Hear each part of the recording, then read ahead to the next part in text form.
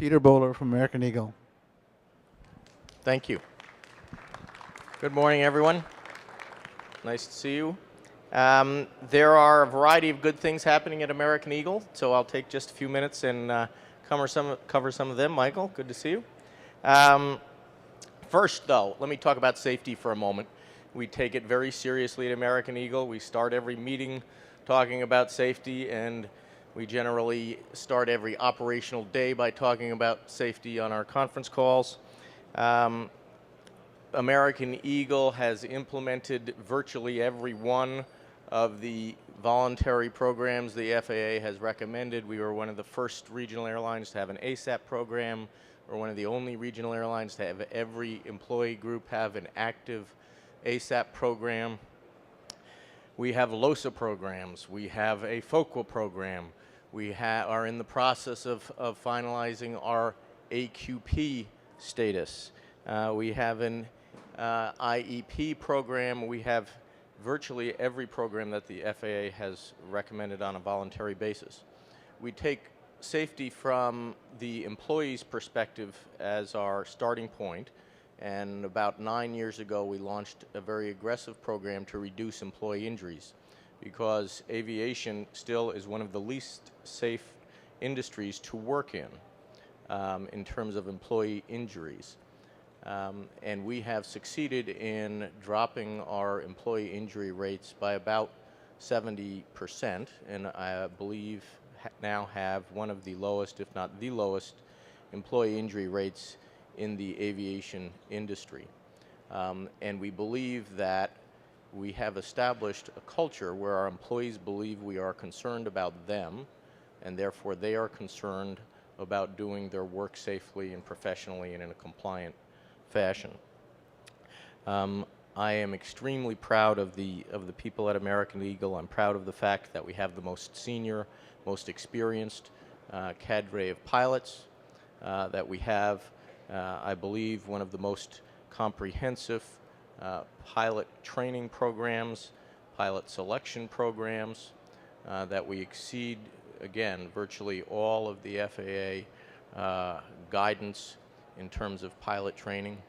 Our Vice President of Flight, Jim Winkley, was an active member of the rulemaking, the ARC Committee on pilot rest and duty rules. We're anxiously awaiting the final rule to be issued, and we'll certainly be compliant. We've already put our own limitations on the number of segments which our pilots can fly in a given day. We have a very active voluntary fatigue reporting and flight removal program.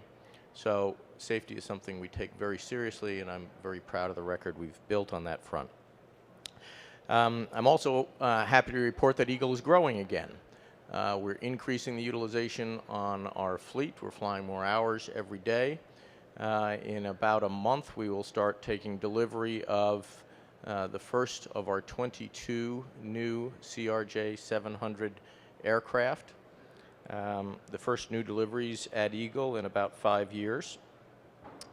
As a result of the delivery of these new aircraft and the increased utilization of our existing fleet, we are playing a very central role in American's corner post strategy, which was unveiled last fall, the essence of which is that American and Eagle are concentrating our resources in critical markets, New York, Chicago, Dallas, LA, and Miami.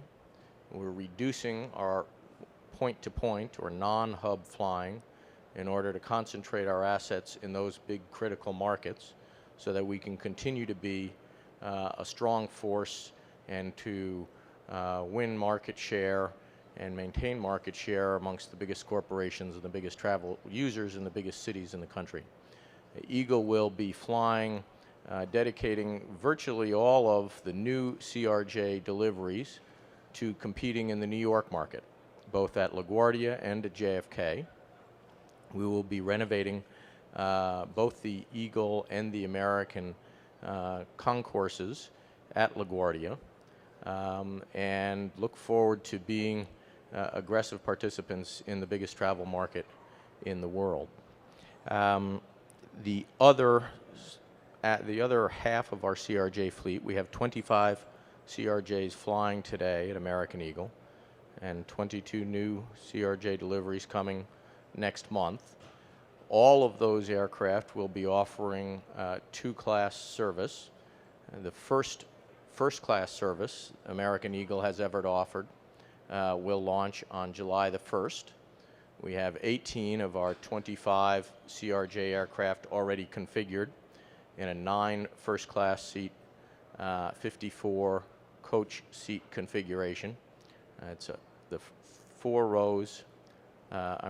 rows of 3 seats, a custom designed, beautiful new first-class seat by 4Flight C&D.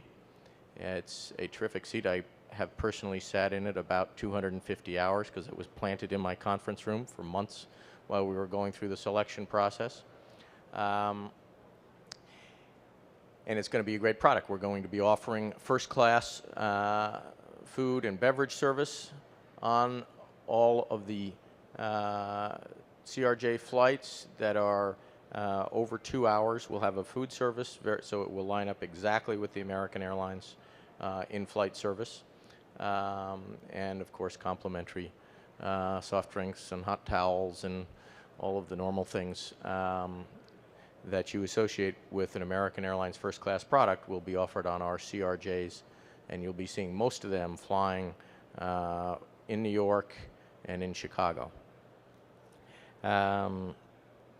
We are launching new routes at a record pace. We launched 16 new routes about a month and a half ago, a host of new cities, continuing to expand the offering at virtually all of our hubs, not as much growth in Los Angeles, but new destinations out of almost all our other hubs.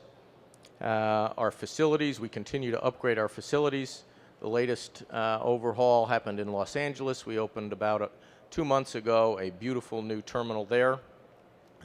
Our new terminal in Miami, we will occupy the passenger lounge area later this summer, and then we'll offer covered boarding and contact bridges on all of our departures starting about next February or so. And that will complete an overhaul over the last 8 or 9 years of all of the major Eagle facilities.